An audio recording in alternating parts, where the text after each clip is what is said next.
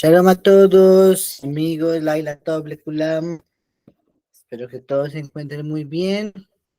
Damos gracias a Shem por este momento que nos da nuevamente para retomar nuestros estudios de Tanakh. Bendito a Shem por la vida de todos ustedes que se conectan para engrandecer la Torah y fortificarla.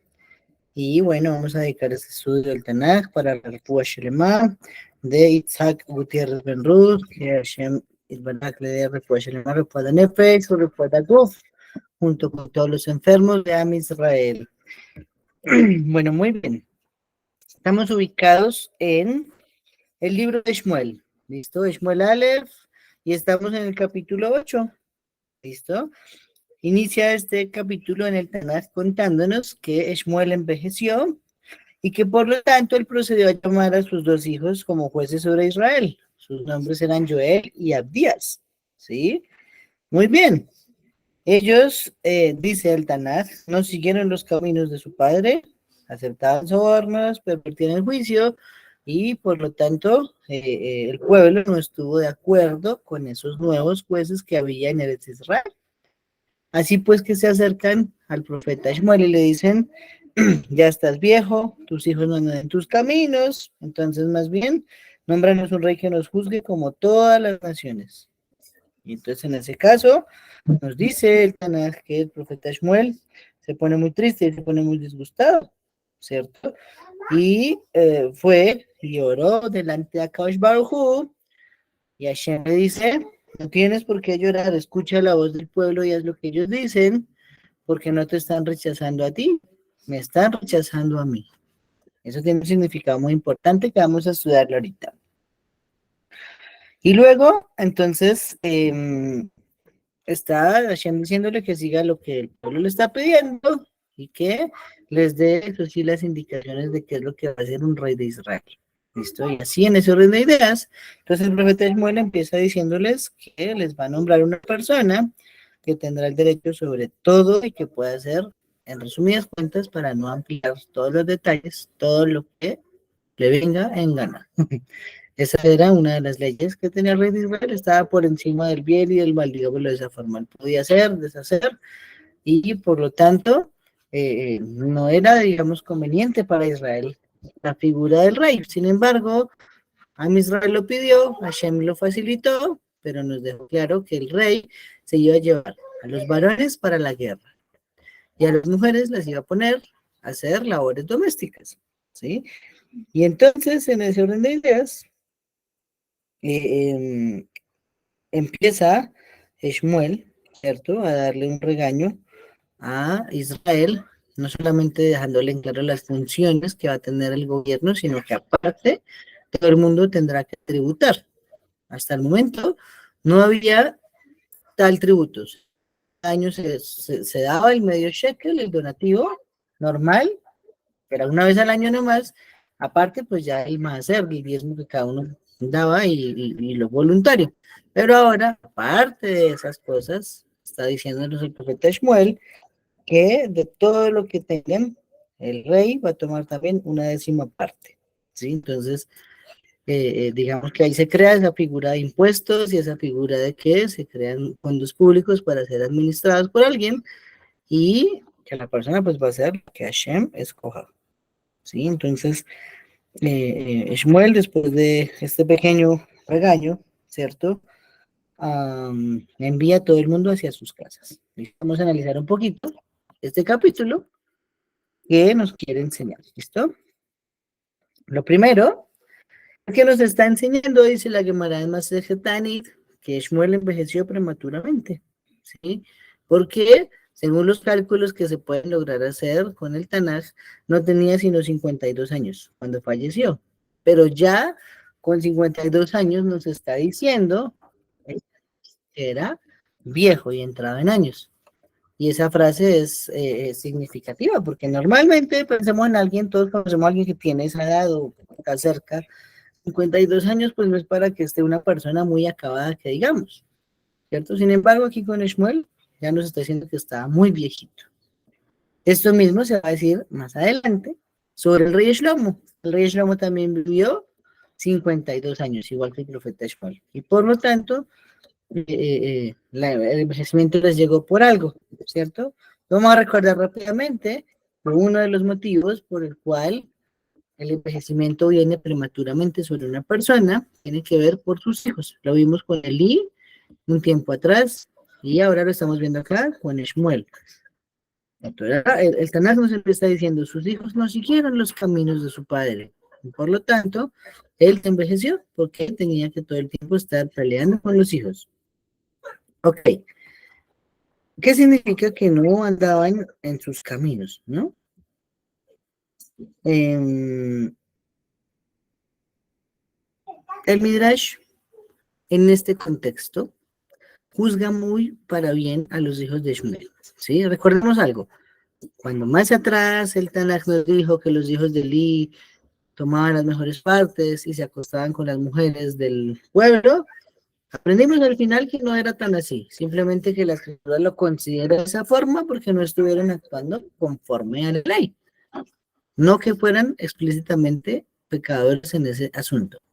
Ahora acá el Midrash nos enseña algo muy interesante. El Midrash nos cuenta que en realidad los hijos de Shmuel no pecaron, simplemente que ellos no fueron tan diligentes en la observancia de las mismas como su padre. Entonces, por ejemplo, hace una semana acabamos diciendo que había un circuito que hacía Shmuel yendo a juzgar a Israel. Él no esperaba que todo el mundo viniera por él para el juicio, sino que él iba a Israel y les decía en qué les puedo ayudar.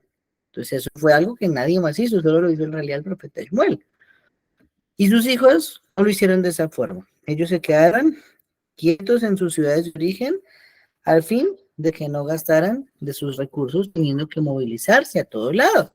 Y por eso es que el Tanaj dice, seguían la ganancia injusta y aceptaban sobornos y pervertían el juicio. Entonces, más que de la forma literal, no comportarse como lo hacía su padre, pues la escritura le da ese estatus de que hacían todo totalmente diferente. ¿Listo? También el Midrash nos cuenta que, aunque, ¿cierto? Aunque no llegaron a tener correctamente, digamos, el estatus de juez y el respeto y el honor que tuvo su padre Shmuel, sin embargo, ellos hicieron después cuando ya se nombró un rey de Israel y por lo tanto merecieron que la inspiración divina viniera sobre ellos. Porque si nos damos cuenta, los nombres son los nombres de dos profetas de Tanaj, ¿cierto? Uno de los hijos del profeta Shmuel se llamaba Joel y el otro se llamaba Abías. Entonces, en realidad, Abías no recibió inspiración divina, pero Joel sí, y ese es el famoso profeta Joel que nos va a salir más adelante. Es decir, que el profeta Joel era hijo directo de Shmuel, ni más ni menos. Psh, tremendo, ¿no? Baruch Hashem. Otra explicación a las actitudes de los hijos del profeta Shmuel, que nos da la Gemara en Masejet Ketubot, es que descuidaron sus funciones como juez, como guía del pueblo de Israel para dedicarse a sus comercios. Y por lo tanto, por eso dice que amaban más bien el soborno y las ganancias, porque no eran tan diligentes como su padre, simplemente nos están dando un poquito más de variables, ¿no? Otra versión que da también la Gemara de Masejet Julín es que pedían en realidad el primer diezmo directamente a las personas sin esperar que ellos lo llevaran hacia los sitios donde se entregaba el Maser. ¿Listo? Recordemos que el diezmo se debía llevar a Jerusalén. O sea, tenía que dar para el sostenimiento de los levitas, pero todo iba a un fondo común y ellos lo distribuían según las necesidades de cada levita. Ah, ok. Entonces resulta que los hijos de Shmuel, dice Masejet Julín, en realidad se fueron a las casas de las personas y le decían, debes entregarme a mí el hacer porque yo soy de la tribu de Leví. Y por lo tanto, entonces, ¿qué sucedía? Que aprovechaban y tomaban el máser y así no era el derecho de la cosa. Entonces, por eso puede decir que lo pervirtió. Pero algo muy importante, ¿no? Em,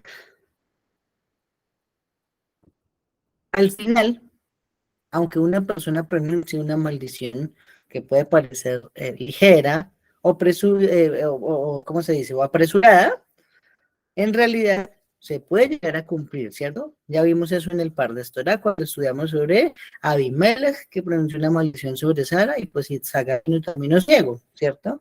Aquí tenemos algo parecido. Si nos acordamos por allí en el capítulo 3 de Shmuel, Elí le dice a Shmuel, debes decirme qué te dijo Akadosh Baruj Hu, ¿cierto? Y si no me dices, entonces el castigo así mismo te haga Shem a ti. Entonces, ¿cuál fue el castigo? El castigo fue que los hijos de Eli no se portaban adecuadamente y por eso Hashem los rechazó por el sacerdocio y le causó una maldición y al final pues todos se murieron, ¿cierto? Entonces, aquí, aunque era condicional porque le dijo, si no me dices Hashem, yo hago lo mismo a ti, y no le contó, igual le pasó, tanto él murió como que sus hijos no siguieron el camino de su padre. Entonces, más de Makot resalta, ¿no? No solamente hay que tenerle miedo a cualquier palabra de maldición que pueda ser pronunciada por un goín, sino también por un jajam, así tenga un condicional. Vamos a leer la palabra simha. Sigue, por favor. Shalom Israel.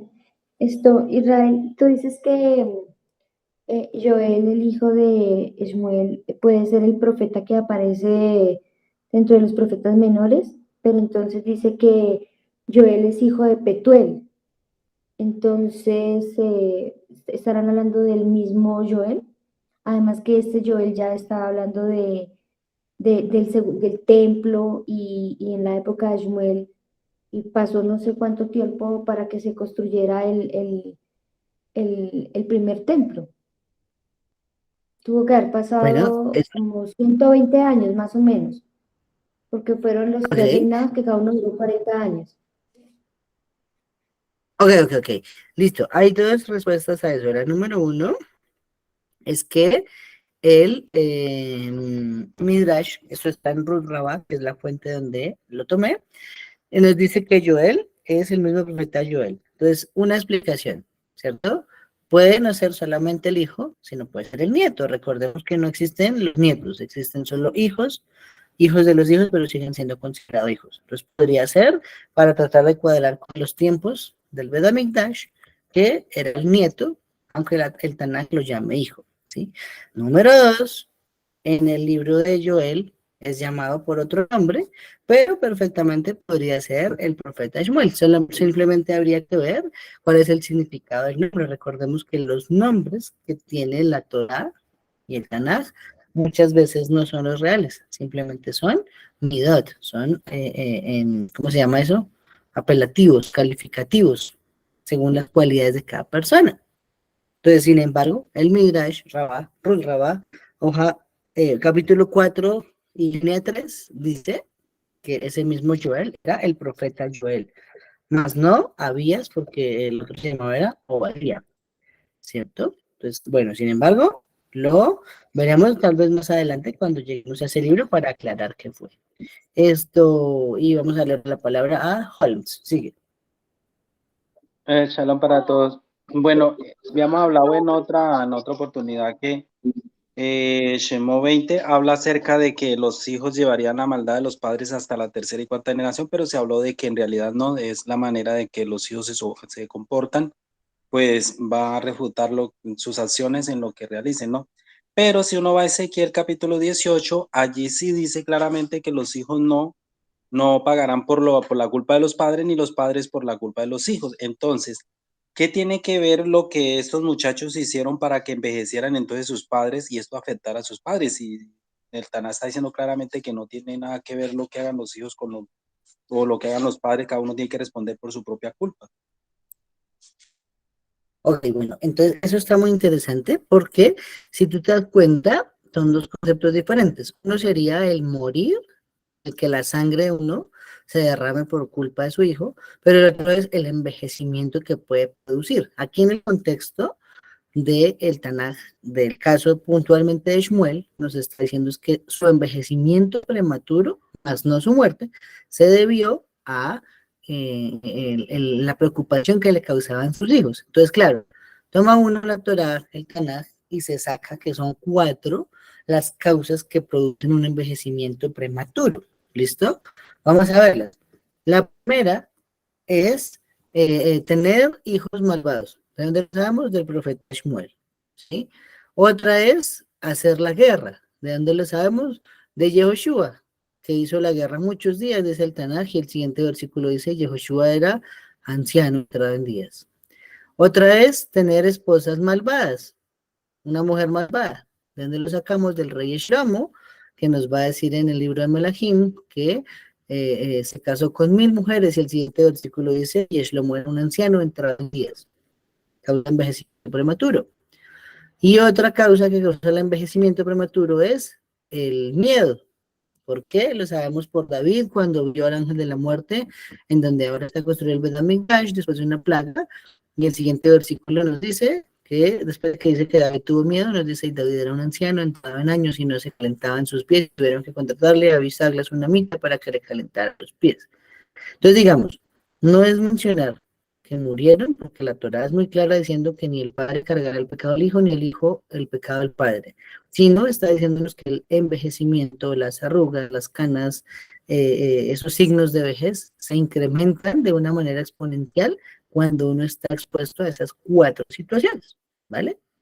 Sin embargo, más bien, de pronto no sé si me expliqué mal, el comentario quiere decir, lo último que dice que está en Masechet Makot, y al final Elí pronunció una maldición y le pasó a Shmuel lo mismo, porque sus hijos no siguieron sus caminos, y el mismo Shmuel pues no vivió muchos años, pero el que haya vivido poquitos años no significa que haya sido por culpa de sus hijos explícitamente, más sí el envejecimiento prematuro. Simha, ¿vas a decir algo más? Sí. Sí, mira que con respecto a lo que dice Holmes, que los padres no pagarán el pecado de los hijos, estoy leyendo el libro de las reencarnaciones del rabino Anran Aniyar, y él dice que cuando habla de los padres y los hijos, se refiere, bueno, es una interpretación que él da, ¿no? Se refiere a que nuestra alma cuando viene por primera vez, que no ha hecho, que empieza a hacer correcciones y todo eso, es llamada como el alma padre, la primera alma, o sea, es la misma alma, pero es la primera vez que viene. Si tiene que volver, será llamada como si fuera la hija de esa primera alma. Y si tiene que volver como nieto, por decir algo, entonces será también de la misma alma. Entonces, cuando dice que los padres pagarán sobre los hijos, como decía ahorita en la tercera y cuarta generación, es que estamos haciendo diferentes correcciones a lo largo de cada una de las veces que venimos al mundo. Bueno, que regresamos para hacer esa corrección. Excelente comentario. La reparación del alma cuando reencarna, según ese mismo libro de Jajamanichar, nos enseña que uno reencarna normalmente es por el padre, ¿sí? Por la familia del padre. Entonces, puntualmente, pues, digamos que no puede uno reencarnar en su mismo hijo, tiene que reencarnar por lo menos una generación después para que hayan transcurrido los tiempos adecuados, ¿sí? Pero muy buen comentario, claro, tiene que ver con eso, lo de que no se pagará el padre sobre el hijo y no llevará cada corrección de cada alma es diferente. Entonces, digamos, en este momento estoy corrigiendo yo lo que hice en mi vida anterior, y lo que queda abierto me tocará otra vez reencarnar si hay cosas abiertas para corregir lo que ahora mismo estamos quedando abiertos, ¿sí? Muy bien, son muchas maneras de verlo. Muy bien, vamos. Entonces, pensemos en algo, muchachos. Tener un hijo que sigue el camino del padre es muy difícil, ¿sí? Muy difícil. Es una regla matemática que nos diga que si un padre es justo, su hijo va a ser justo. Eso no puede ser posible. Y no miremos ejemplos. A ver, Abraham tuvo 2 hijos. ¿Ambos fueron tzadikim? No. Ismael no fue un tzadik. Isaac tuvo 2 hijos. ¿Y acaso los 2 fueron tzadikim? No, Isaac no fue un tzadik. ¿Qué decimos de los hijos de Moshe? Que eran los hijos de Moshe Rabbeinu y más menos. No sabemos nada de ellos, porque no fueron algo que destacar. Los hijos de Eli, los hijos de Shmuel, los hijos de Shlomo, el rey Roboam no fue que fuera gran cosa, ¿cierto? Más adelante, el rey Hizquía, que tuvo al rey de los más malos que hubo, que fue Menashe. Entonces, al final, nosotros tenemos que hacer un trabajo de educar, pero igual no va a depender de nosotros. Así que cuando veamos de pronto, ya en nuestro diario vivir, que hay por aquí un muchacho, de algún familiar, de un conocido que no se comporta igual que su papá, no nos extrañemos y no culpemos solamente al padre, porque al final cada quien toma el sendero que quiere, ¿cierto? Simplemente que el listón que deja su padre o el padre es alto para que el hijo también lo siga, pero no es que sea una regla matemática. ¿Listo? Muy bien. Una frase muy contundente es que Am Israel está pidiendo un rey que nos juzgue como todas las naciones, ¿sí? Como todas las naciones, ¿cómo así que todas las naciones? Entonces aquí viene un problema grande, porque el motivo de pedir un rey debería haber sido como pidió la Torá. La Torá dice, cuando más adelante pidas un rey, ¿cierto? Entonces lo nombrarás y tendrá tales misbot, ¿cierto?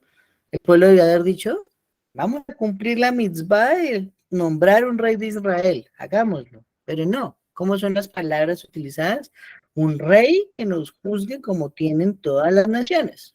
Ah, entonces ahí se aprende porque dice Hashem que me están rechazando a mí, no están rechazando a Shmuel, porque hasta ahora el control, tanto político como religioso, lo tenía siempre el juez de turno, ¿cierto? Y el juez de turno normalmente era una persona temerosa de Hashem, también tenía malas medidas como todos, claro que sí, pero entonces el control lo tenía desde la conexión que tenía directa con Akash Baruj Hu. Ahora que se está nombrando un rey es la separación de los poderes. Ahora ya no va a ser el poder religioso uno y el poder político otro, sino ahora se nos va a convertir en uno solo centralizado que va a ser el rey de turno, ¿sí? Y entonces ahí es donde Hashem dice, me han rechazado a mí. Entonces nosotros aprendemos de acá que esta es la degeneración de moral de Am Israel, dicen los Jajamim. ¿Por qué? Porque en realidad todos querían que no fueran gobernados por la ley de la Torá. Simplemente querían que el rey fuera blandito y los dejara hacer lo que les diera la gana, ¿cierto? Pero pues no se contaba con que Hashem iba a poner leyes para los reyes y para el pueblo y para los impuestos. Por eso después dicen, no, Shmuel, ¿qué hicimos? No se preocupe, pero ya Hashem dijo, no, nombran al rey, el rey se nombra. ¿Sí? Ok. Entonces, efectivamente, pues aquí, como amplía el Tanaj, se rechazó Hashem, porque no se quería el liderazgo desde la parte religiosa, simplemente desde la parte política. Y ya desde ahí, pues, empiezan esas fisuras en Israel, ¿sí? Los ancianos, dice el libro de Shnei David, querían precisamente un rey que hiciera las funciones tanto del Sanedrín como las del rey, como que todo el mundo quería, ay no, yo no quiero hacer, yo no quiero hacer, yo no quiero hacer, y bueno, por eso tal vez hay leyes para las edades que debe tener un juez del Sanedrín también, ¿no? Para que se evite que llegue una en la que no le importe la nación. Muy bien, ya dijimos, ¿no? El motivo a Shmuel le disgustó porque no fue de Shem Shamaim, sino para ser como las demás naciones. Acordémonos que hay un vestigio en la Torah mismo de que cuando alguien quiere ver cómo son las naciones no le va bien. Fue la hija de Jacob vino, Dina. Nos dice la Torah que ella quiso salir a ver las mujeres de la tierra. ¿Y qué pasó después? Tristemente regresó violada a su casa. ¿Por qué? Por querer ver las mujeres de la tierra, por ser como las naciones de la tierra. ¿Sí? Entonces, siempre que Israel ha querido ser como las naciones de la tierra, el resultado no es bueno.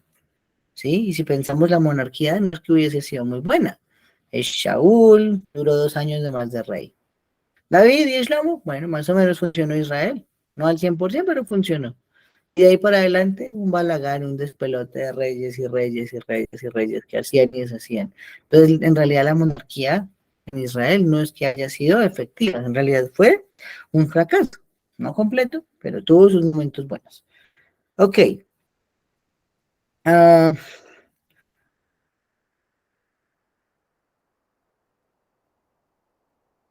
Precisamente, bueno, ya lo mencionamos, ¿no? Las decisiones que empezó a tomar después la monarquía trajo consecuencias graves sobre el pueblo. Entonces, por ejemplo, Shaul nos va a decir más adelante el Tanakh que cuando él fue rey, se le dio la orden de exterminar a Amalek y él dejó vivos animales y dejó vivos al rey de Amalek. Ah, ok. Entonces, ¿qué causó después? Pues nunca se exterminó a Amalek y un hijo apareció por allí llamado Amán, quiso exterminar a todo Israel. Esa es la historia de Esther en la Megilá Esther, de Purim. Luego tenemos que David Amelech hizo un censo que nadie le pidió que hiciera y vino sobre él una mortandad en Israel que mató a 70,000 personas, ¿sí? Después apareció Acab, que mandó matar todos los profetas de Hashem y vino un hambre de 3 años sobre el Israel, ¿cierto? Otro rey, el rey Sidkiyahu, ¿cierto? Que estuvo, se creyó muy fuerte para pelear contra Nabucodonosor y terminó sin ojos, con los hijos muertos y con el Bet Hamikdash destruido. Entonces, es como para significar que la monarquía causó también en realidad pues, muchos problemas. ¿Por qué? A excepción de David y Shlomo, que incluso David tuvo problemas, no eran dirigidos propiamente por el temor al cielo, sino ya basadas en decisiones de razonamiento humano. Muy bien. ¿Qué tenemos por acá? Entonces Rashi nos dice que todas las palabras que expresa Shmuel, donde empieza a decir, los hombres van al ejército, las mujeres van a la cocina, y los impuestos ustedes los van a coger, y cuando él quiere hacer algo con sus tierras lo puede hacer, ¿cierto? Nos dice que todo eso fue para impresionar a los Bene Israel, no para causarles arrepentimiento por lo que pidieron, porque tenía que nombrarse un rey de Israel, sino sobre todo para que fueran sensibles en cuanto al respeto que se le iba a tener que aplicar a la monarquía. Entonces, si desde un comienzo el que va a instituir el rey les dice, el rey va a hacer ta, ta, ta, ta, ta, ta, ta, ta, ta, entonces al final todos tenían que reverenciar adecuadamente al rey de Israel, ¿sí? Y hay algo muy bonito, ¿no? El hecho de que hoy no exista un rey en Israel, por ejemplo, ¿cierto? El presidente no tiene nada que ver con lo que era un rey de Israel. Nos quiere enseñar que en realidad la Torah siempre ha sido la única que gobierna Israel y Hashem ha sido siempre el único rey. Entonces, simplemente por unos tiempos, esa imagen fue representada por un hombre carne, ¿sí? Y vamos a darle la palabra a Julia. Sigue, por favor. Shalom con todos. Sí, lo que estabas mencionando ahorita de Saúl, que él no solamente desobedeció a Hashem con la orden que Hashem le había dado de que debía destruir todo Amalek, sino que él hizo otras cosas más. Por ejemplo, creo que cometió asesinato contra los sacerdotes. Bueno, asesinó creo que a los sacerdotes, si no me equivoco, y bueno, eso es un gran pecado. También acudió a la hechicería con un adivino. Persiguió a David, le tomó envidia a David. Entonces fueron muchas cositas que hizo este rey. Excelente, muy bueno, muy bueno. Estamos un poquito más adelante en donde tú lo mencionas, le vamos a estudiar después detallado y eso les va a encantar. Cuando lleguemos a la bruja de Endor, eso a mí me volvió la cabeza. Vamos a verlo después. Pero efectivamente hay otras cosas que señalar que pudieron haber hecho los reyes. Solo pues lo que nombramos son unos ejemplos. Aquí tú nos traes otros y seguramente que la vida de los reyes tuvieron más de las novedades que causaron problemas al final fue a todo Israel, no solamente a ellos. Muy bien, muy buen comentario. Hay un versículo acabando que nos dice que el rey se apoderará de tus campos, ¿cierto? Y eso al final pasó con el rey Acab, ¿sí? Por allá nos va a contar el libro de los reyes que había un hombre llamado Nabot que tenía una viña, ¿cierto? Y entonces el rey Acab deseó esa viña y se enfermó porque no lo quiso vender la viña a Nabot y apareció Jezabel, la esposa, y hizo todo un complot para matar a Nabot y quedarse con la viña. Ahí estaba profetizado por el profeta Shmuel que iba a pasar. El rey se apoderará de tus campos. Simplemente pasó más adelante para que nos diéramos cuenta que hacía referencia las palabras de Shmuel. Es lo bonito del Tanaj, muchachos. Yo sé que a todos les gusta, a mí me encanta, porque todas las misbos de la Torah que hemos visto hasta ahora, todos los 5 libros de Moshe, hay cosas que uno no entiende muy bien, pero llega el Tanaj y cuando uno empieza a ver la práctica, uno dice, por eso se escribió esta misma, por eso la ley es así. Entonces ahí es donde va uno diciendo, wow, tremendo. Por eso a todos nos gusta estudiar el Tanaj. Yo sé que a ustedes les encanta el Tanaj más que a las demás clases. Muy bien, vamos a pasar al capítulo 9. ¿Listo? Nos dice el capítulo 9 que aparece un hombre de Benjamín, que su nombre era Kish, ¿cierto? Hijo de Ariel, hijo de Zeror, hijo de Bejorad, hijo de Afías, un benjaminí, un hombre poderoso en riquezas, y tenía un hijo llamado Shaul, joven y bien parecido. No había hombre de los hijos de Israel que fuera mejor parecido que él, de los hombros arriba, era el más alto de todo el pueblo. Tremendo, ¿no? Ahí nos está dando una descripción de que el primer rey de Israel tenía una familia prodigiosa, tenía grandes riquezas, aparte era bonito, aparte era alto, o sea, tremendo, no fue nombrado tampoco cualquier persona como rey de Israel. Sí, Shaul tenía en realidad un perfil muy impresionante. Vamos a ver que después el poder lo volvió loco, ¿cierto? Muy bien, y nos dice que se perdieron las asnas que pertenecían a Kish, y le pidió a su hijo Shaul que se fuera con uno de los servidores a buscar las asnas, ¿cierto? Entonces nos dice que se fue pasando por la región montañosa y no las encontró, llegó a Shalim, estaban allí, y llegó por toda la tierra de los Benjaminim y no las encontraron. Entonces, luego llegaron a Suf, ¿cierto? Y Shaul le dijo, no, yo creo que es bueno que ya nos devolvamos porque ya mi papá se va a inquietar por mí, o por mí, por nosotros, sino por las asnas. Entonces el ayudante que él llevaba le dijo, no, ya que en esta ciudad hay un hombre de Hashem, que es un vidente. Entonces, todo lo que él dice, todo eso siempre pasa, ¿cierto? Entonces vamos más bien a consultar y seguramente él nos va a decir a dónde debemos ir por las asnas. Entonces, claro, se fueron, y Shaul dice, pero ¿y qué le llevamos a ese hombre, no? ¿Qué tenemos para llevarle? Yo creo que no va a recibir nada de regalo porque tampoco tenemos gran cosa. Le dice, tengo en mi mano un cuarto de shekel de plata y tendré que dárselo al hombre y a ver si de esa forma nos dice hacia dónde debemos ir, ¿cierto? Y entonces nos dice que se fueron a buscar y cuando iban en camino se encontraron con el profeta Shmuel, ¿cierto? Bueno, en realidad se encontraron primero una mujer, perdón. Y la mujer entonces les dijo a dónde encontrar al hombre de Hashem, al vidente. Esa palabra es clave, vidente.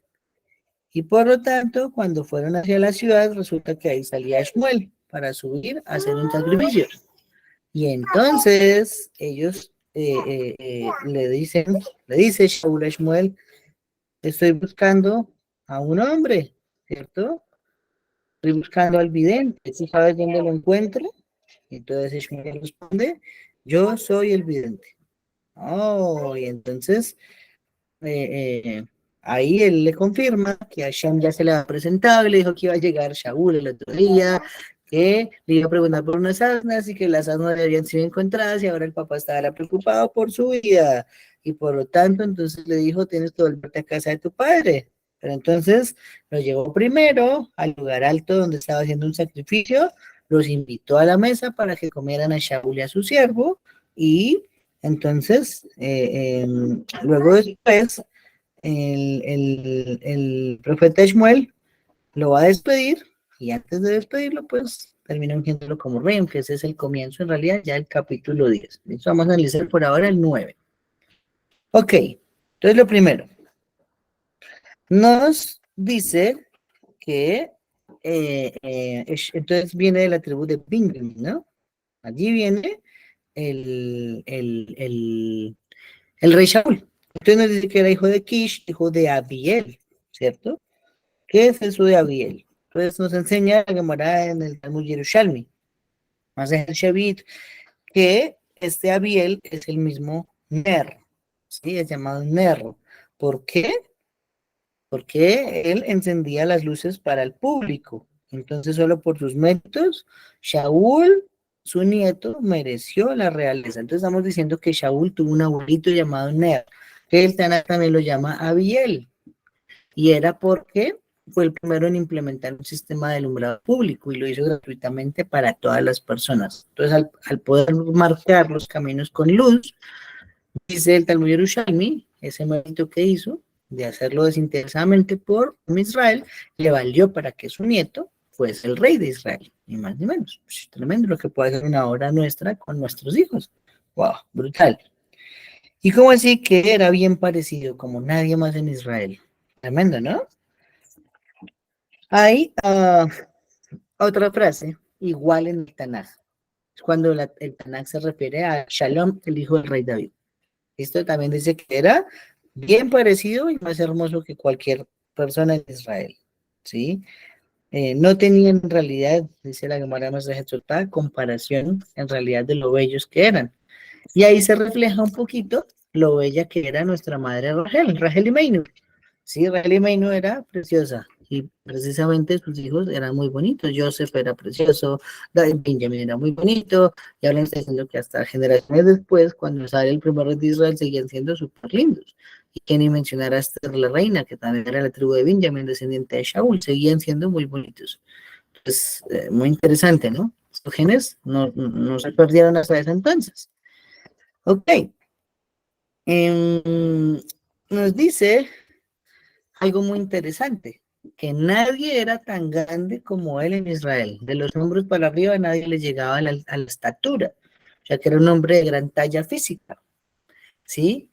Y esto es un secreto porque más adelante, ¿cierto? Cuando estemos por allí en el capítulo 16, hablando de David, cuando se presenta y se pone la armadura de Shaul, la frase no dice que le quedara grande la armadura, sino el David dice, no estoy acostumbrado a pelear con esta armadura.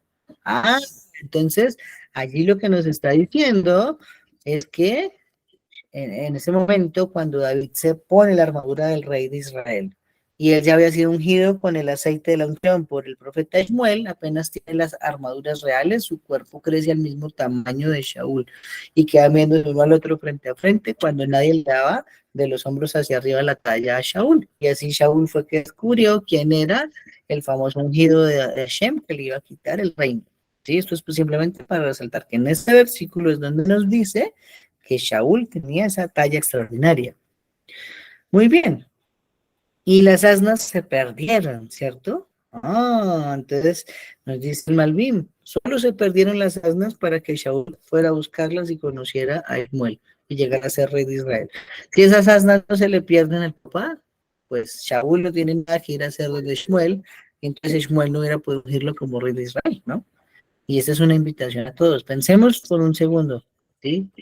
Cierren sus ojos 30 segundos conmigo y piensen cómo conocimos a Shem, ¿sí? ¿Dónde fue que surgió esa idea de buscar a Kadosh Baruj Hu?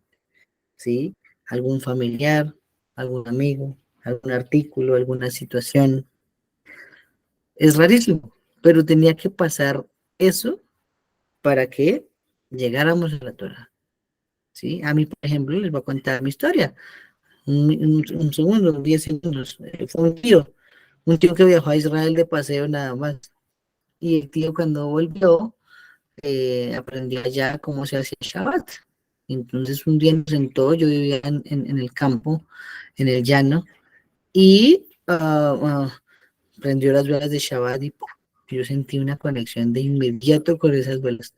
Dije, wow, ¿esto qué es? Esto sí es mío, esta sí es mi identidad. Y estoy hablándoles 21 años atrás. Y Hashem, pues, esa fue mi historia de cómo empecé a descubrir que era la Torah. Hasta ahí no sabía qué era la Torah. Yo sabía que era la Biblia, pero no que era la Torah. Y 20 años después, pues, aquí estoy frente a ustedes tratando de enseñarles un poquito de la Torah. Vamos a darle la palabra a Julia. Sigue, por favor. Siguiendo lo que estás diciendo, comentando también lo que estás hablando, igualito me pasó, pues no, bueno, todavía no hago conversión, pero estoy en el proceso de, ¿cómo se llama? De hacerlo, es la idea, pues no, a mí me tomó muchísimos años, muchos, porque bueno, yo nací en una familia que son idólatras, y nací, pues no, creo que como la mayoría de los que estamos acá en el grupo. Y a mí me dio muchos años y hoy en día lo comprendo porque Hashem siempre sabe cómo hace las cosas. A mí me llevó muchos años comprender las cosas y yo siempre fui una persona, bueno, soy una persona de que siempre tengo muchas preguntas, siempre hay un porqué. Entonces, digamos que ninguna de estas religiones, por así decirlo, nunca me llegaron a convencer, porque yo siempre les ponía como que un porqué, un más allá.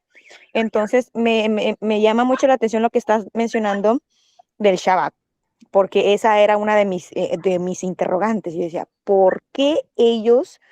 Para resumirlo rapidito, había una señora que tenía una tienda y ellos no trabajaban los sábados. O sea, en los sábados no, los viernes cerraban temprano y no trabajaban todo el sábado, sino ya el domingo nuevamente en la noche, algunas veces si no lo hacían en los lunes.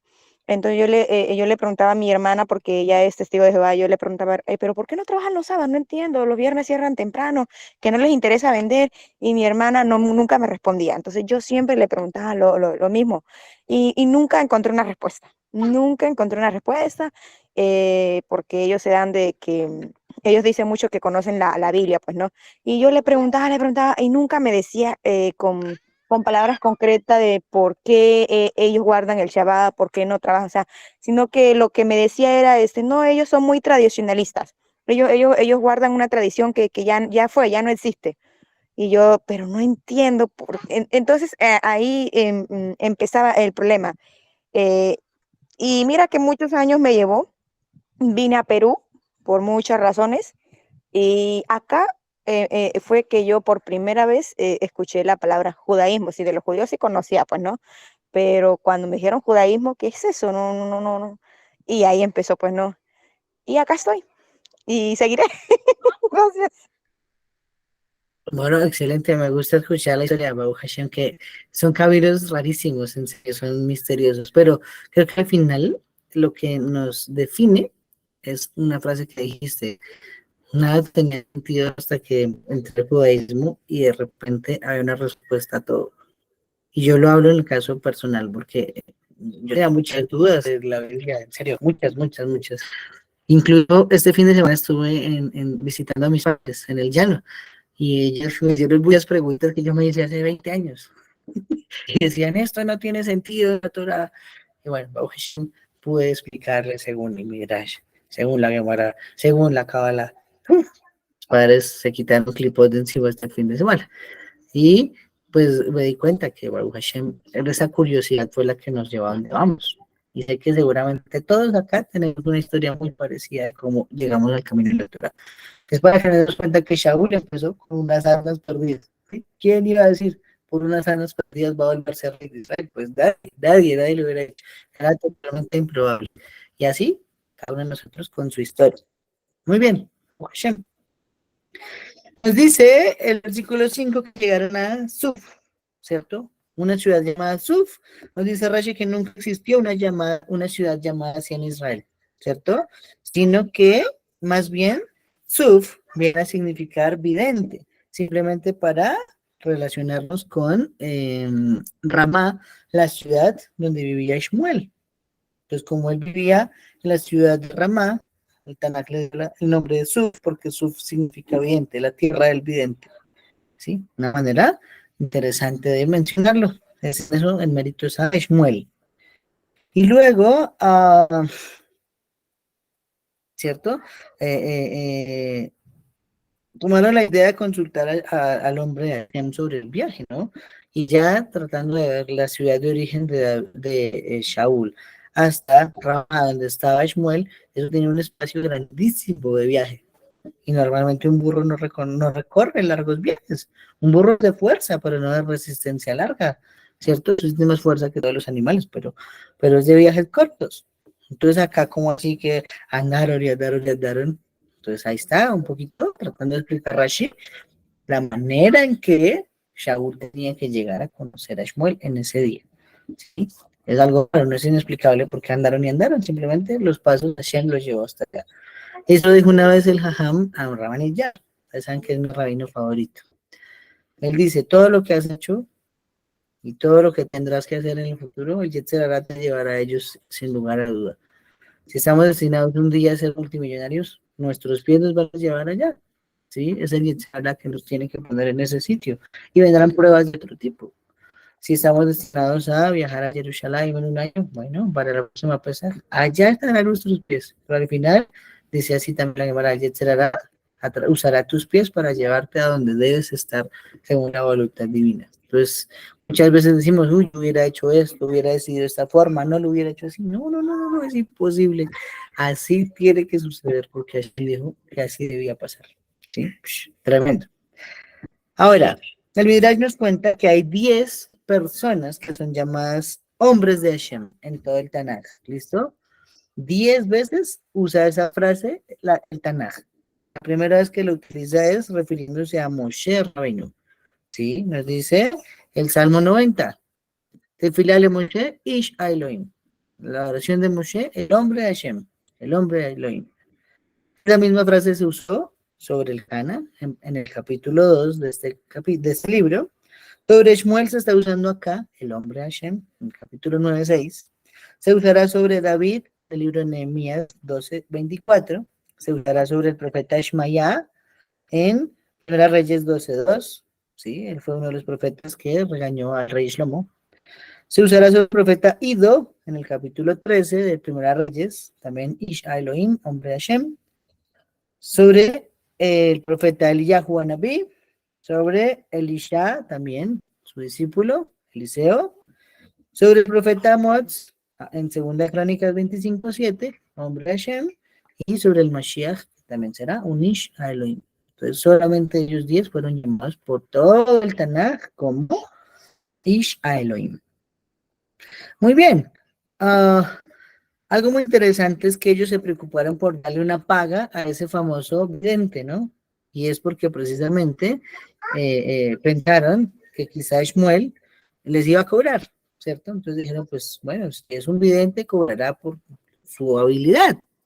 Y Shmuel pues no era así, simplemente no conocían bien la fama de Shmuel. Y el Radak dice que así se comportaban en ese momento todas los adivinos del momento. Ellos decían, venga, le digo su futuro y usted me paga, ¿sí? Por eso acabamos de pasar la parashá hace unas semanas atrás de Balak. Ahí estaba el brujo Bilam que fue a cobrar por maldecir a Israel, no pudo hacerlo, entonces dio un consejo para que al final cayera por otra forma, pero logró el objetivo. Le dieron plata, pero no le sirvió de nada porque murió en la guerra, entonces. Pero cobraban, ¿sí?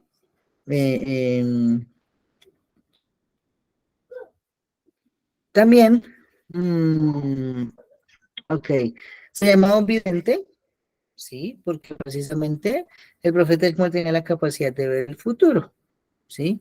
Entonces ahí sí tenemos que rememorar películas. Ustedes saben que me gusta mucho el cine, ¿no?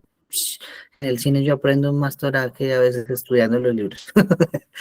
Les recomiendo la Indiana Jones, la última, muy buena, muy buena. Hay una película que se llama Men in Black, Los Hombres de Negro, ¿sí? En la tercera parte. Ahí sale un muchacho que no me acuerdo de dónde venía, no me acuerdo la verdad, pero era alguien que veía el futuro y él le iba escribiendo el futuro a todos. Dice, entonces esta es la realidad, donde se cae la copa y la señora que está allí se desliza por esa copa que se cayó, y al final entonces otra persona se va a lastimar un brazo y me tengo que quitar de acá porque me van a caer encima. Y todo lo que él dice pasa, ¿no? Tremendo, tenía la capacidad de ver el futuro. Y así efectivamente en un momento él llega y toca a los dos hombres de negro y ellos también ven todo el futuro que él está divisando en ese momento. Más o menos así, Shmuel veía todo lo que iba a suceder. Él veía la escena en el futuro, no sabía nombres, no sabía tribus, no sabía, sino simplemente sucesos que podían llegar a pasar. ¿Sí? Seguramente si el profeta Shmuel hubiese escrito más, tendríamos mucha más sabiduría de la que ya existe en el Tanakh. O parecido también a Ancestral, esa es en Los Vengadores, ¿no? En el Doctor Strange, ¿cierto? Cuando llegan en la Endgame y Hulk va a buscar la gema del tiempo, le dice, va a buscar al Doctor Strange, y dice, no, usted vino 5 años antes. Pues ella ya sabía que 5 años después iba a estar ahí el Doctor Strange con la gema del tiempo, ¿sí? Entonces, más o menos, entendiendo el contexto de las películas, esa es la forma en que Shmuel y Elohim podían prever el futuro. Por eso escribían lo que ellos veían y por eso a veces es muy dificultoso entender las profecías. Escribieron en sus palabras lo mejor que pudieron. ¿Listo? Muy bien. Encontraron entonces unas muchachas, ¿no? En una fuente, ¿cierto? En una fuente. Y Pirkei Rabbi Eliezer nos cuenta que esa situación da siempre el inicio a algo próspero. Encontrar una mujer al lado de una fuente es el inicio de algo muy próspero. Entonces, ejemplos. Jacob vino, estamos estudiando en el par de Torah hace una semana, se encontró en una fuente a Rachel Meino. Tremendo, ¿no? La mujer más amada de él, ¿ok? También sobre Moshe Rabbeinu para Shashemot, nos dice la Torá que se fue y encontró en una fuente a las hijas de Yitro y al final se casó con Zipora. Y ahora aquí nos está diciendo que unas muchachas encontraron a Shaul en una fuente y no se querían desprender de él porque les parecía muy bonito. Pues claro, ese fue el inicio de la monarquía. Entonces, siempre que hay un suceso así como en una fuente es porque va a pasar algo muy importante y muy bueno. Ah, ok. Y entonces, Berajot usa este caso mencionado en el cual ellos hablaron con las muchachas para hablar sobre la ley de Yehud. Un hombre no tiene que hablar mucho, dice más de Berajot, con una mujer, porque ellas son muy habladoras. Oh, eso es verdad, no es machismo, la mujer habla mucho. En serio que sí. Pero en este contexto, ¿cierto? Simplemente hablaban y aconsejaban a Shaul para demorarlo. No le dijeron, vaya creciendo esa columna, sino empezaron a dilatar, para poder apreciarlo por más tiempo, por lo bonito que era. Entonces, como reglas de Yehud, la Torá, perdón, la Gemara y también Shulchan Aruch nos dice que uno no debería hablar mucho con las mujeres, ni siquiera con la esposa, dice el Shulchan Aruch. ¿Por qué? Porque siempre hablan muchas palabras y la mayoría son palabras vanas. Ah, ok. Y luego hay una frase muy importante, muy importante. Después de que él le revela que él es el vidente, ¿cierto? Entonces, dice, debo subir a el lugar alto porque ellos no van a comer hasta que yo bendiga la comida. Entonces, esa es la fuente en el Tanaj de por qué hacemos bendición Rishoná para comer. ¿Sí? Ojo, de 613 misbot, la Torah nos ordena que se debe bendecir al comer, al final. Dice, comerás, te saciarás y bendecirás. O sea, la bendición viene después de haber comido y haberte saciado. Entonces está el Birkamazón, el Mishalosh, el Borene Fashor, ¿cierto? Ok, muy bien. Esas son las tres bendiciones de cierre que existen. Pero, si nos damos cuenta, pues también bendecimos al comienzo. Entonces tenemos 6 bendiciones de apertura, ¿cierto? ¿A qué se debe? Aquí está la primera fuente de que alguien bendijo un alimento antes de comérselo. Fue el profeta Shmuel. Y por lo tanto, Masejet Berajot nos dice, ahí está la fuente porque un judío bendice antes y comer. Lleva la mitzvah un nivel más allá de lo que exige la Torah. La Torah exige solo al final, el judío bendice también al comienzo. Tremendo. Muy bien. Ahora bien, sobre esto enseña la Gemara Rabbi Yehuda así, dice, si la comida que sustenta solo esta vida que es temporal, ¿cierto? Necesita una bendición para abrir y para cerrar. Entonces ahora imaginémonos el estudio de la Torah que sostiene el mundo y que alimentará el Olam. Por eso todas las mañanas hacemos dentro de las Birkat Shahar las de apertura de la Torah. Y por eso lunes, jueves y Shabbat, cuando sacamos el tema en las sinagogas, se hace bendición de apertura, bendición de cierre de la Torah. ¿Sí? Para significar que si se hace por el sustento material, se debe hacer por lo que sustenta también el alma. ¿Listo? Muy bien. Nos dice el versículo 16, ya casi vamos a terminar, que acá Shorehu le está diciendo que va a venir el otro día Shaul y que por lo tanto esa persona es quien dominará a mi pueblo, ¿cierto? ¿Qué es eso de dominar mi pueblo? La palabra que usa allí es Yatzor.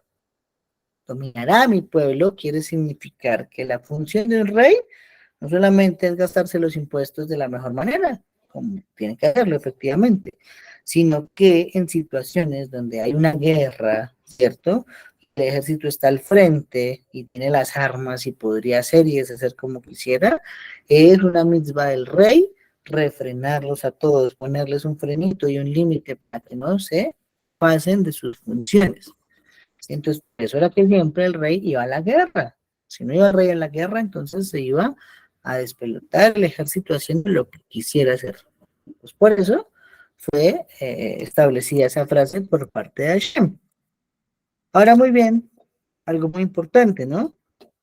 Esa frase en la cual el profeta Shmuel dice, yo soy el vidente, puede parecer arrogancia, ¿sí?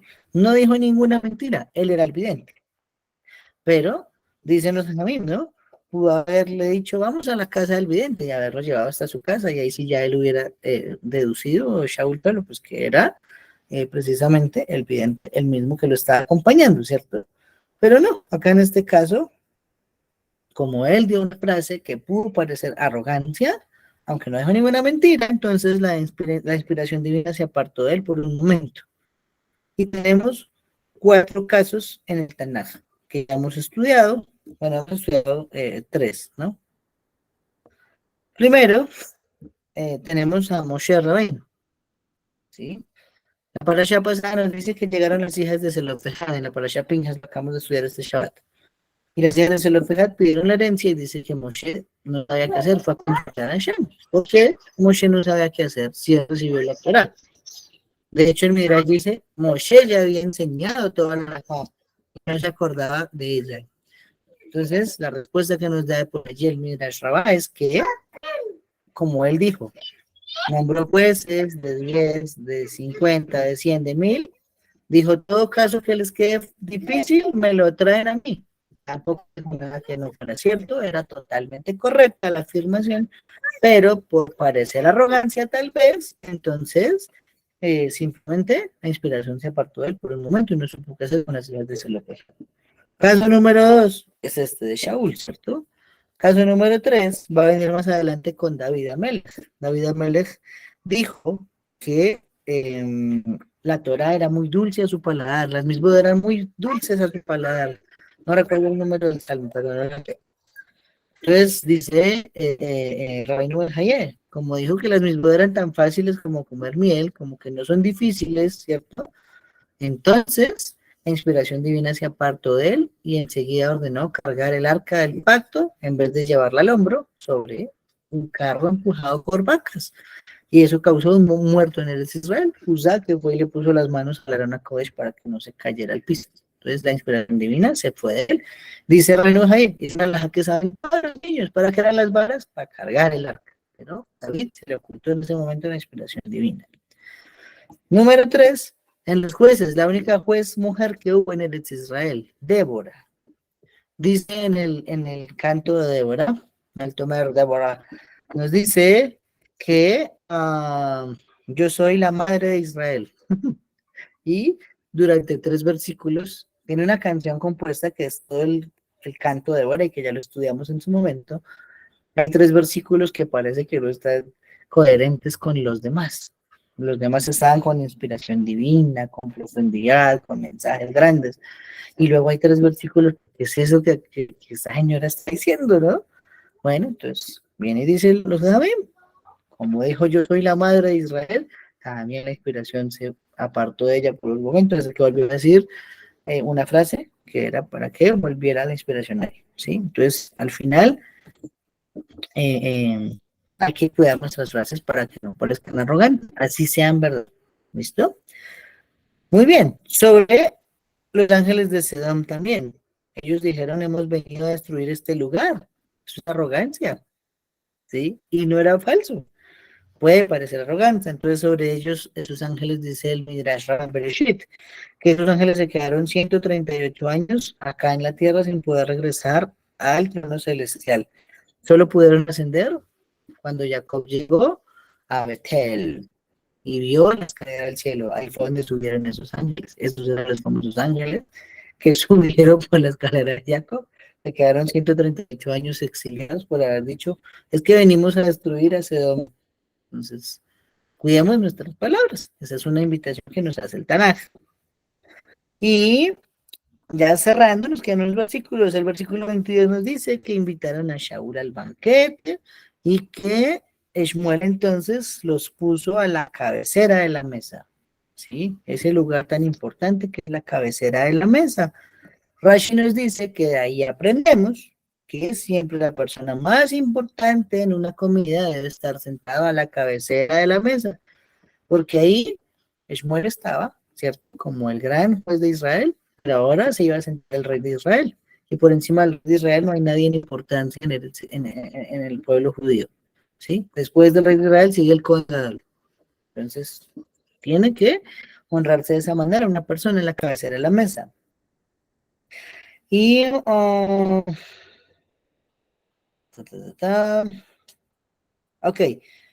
nos dice que le sirvieron siempre una comida grande, ¿no? Le dieron una pierna y se la entregaron a Shaul, ¿sí? Si no era una pierna de pollo, era una pierna de vaca, porque había hecho un sacrificio. Entonces se le dio una comida abundante. También Rashi enseña que la cantidad de comida muestra el honor hacia una persona. Por lo tanto, una persona importante deberíamos ofrecerle un poquito más de comida que a las demás personas. Eso lo vemos, por ejemplo, en Joseph, cuando entrega a Benjamín 5 platos de comida, a los demás les dio solo uno, a sus hermanos, ¿verdad? Ok, muy bien. Al mencionar ahí que le dio la pierna, pues obviamente estamos diciendo que eran expertos shohatim, degolladores rituales del animal, que sabían muy bien las leyes de Nikur, por lo tanto esa pierna ya no tenía el nervio ciático. ¿Listo? Y, ok,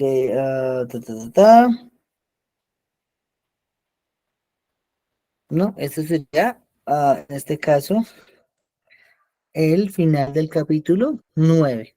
¿Listo? Para la semana entrante, entonces, trataremos de estudiar 10, 11 y 12. Vamos a hacer 3 capítulos la semana entrante, antes de entrar a David, porque cuando entremos a David ya no podemos avanzar así de grande como hemos avanzado hasta ahora. David Amelech se tiene unos secretos mucho más profundos. Bueno, mis amigos, antes de acabar, ¿alguien tiene alguna pregunta, algún comentario más sobre lo que estudiamos para despedirnos? Y si no, la cita es para mañana para seguir estudiando el Pardes Torah. Recuerden que lo que sigue ahora son las tribus de Israel. Vamos a ver el nacimiento de los hijos de Jacob Abinu. Mañana estudiaremos sobre eso. ¿Alguna pregunta, algún comentario?